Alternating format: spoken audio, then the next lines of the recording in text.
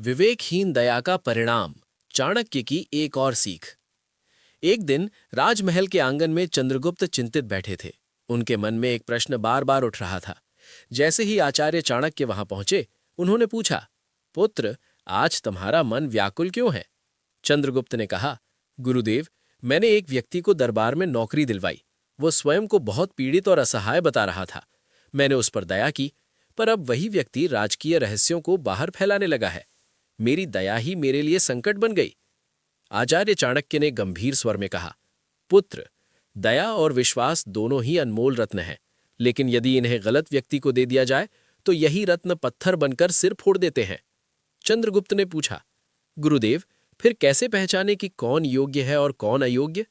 चाणक्य बोले, आज मैं तुम्हें 3 संकेत बताऊंगा जिनसे तुम पहचान सकोगे कि किसकी सहायता नहीं करनी चाहिए।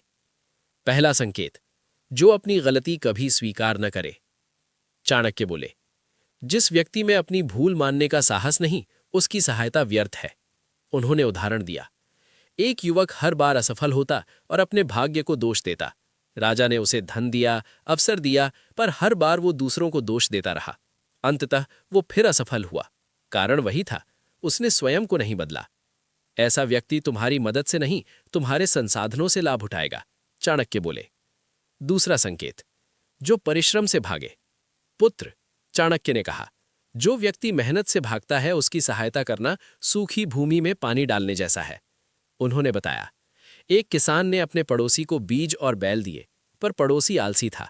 उसने खेत जोता ही नहीं। वर्षा आई, मौसम गया, पर खेत खाली रहा। अंत में उसने फिर उसी किसान को दोष दिया। आलसी की मदद उसे और निर्भर बना देती है। चाणक्य ने समझाया। तीसरा संकेत, जो ईर्ष्या से भरा हो। चाणक्य ने कहा, ईर्ष्यालु व्यक्ति कभी तुम्हारी उन्नति सहन नहीं कर सकता। उन्होंने एक कथा सुनाई। दरबार में 2 मंत्री थे, एक योग्य और दूसरा ईर्ष्यालु। राजा ने दोनों को समान अवसर दिए। योग्य मंत्री ने राज्य का विकास किया, पर ईर्ष्यालु मंत्री षड्यंत्र रचने लगा। अंततः उसने राज्य को हानि पहुंचाने की कोशिश की। ईर्ष्या से भरे व्यक्ति की सहायता करना अपने ही पैरों में बेड़ी डालना है। चाणक्य बोले। चंद्रगुप्त ने विनम्रता से कहा, गुरुदेव, तो क्या हमें कठोर बन जाना चाहिए? चाणक्य मुस्कुराए, नहीं पुत्र, कठोर नहीं, सजग बनो। करुणा को त्यागो मत, पर उसे विवेक के साथ प्रयोग करो। सहायता वही सच्ची है जो योग्य को मिले और समाज का कल्याण करे।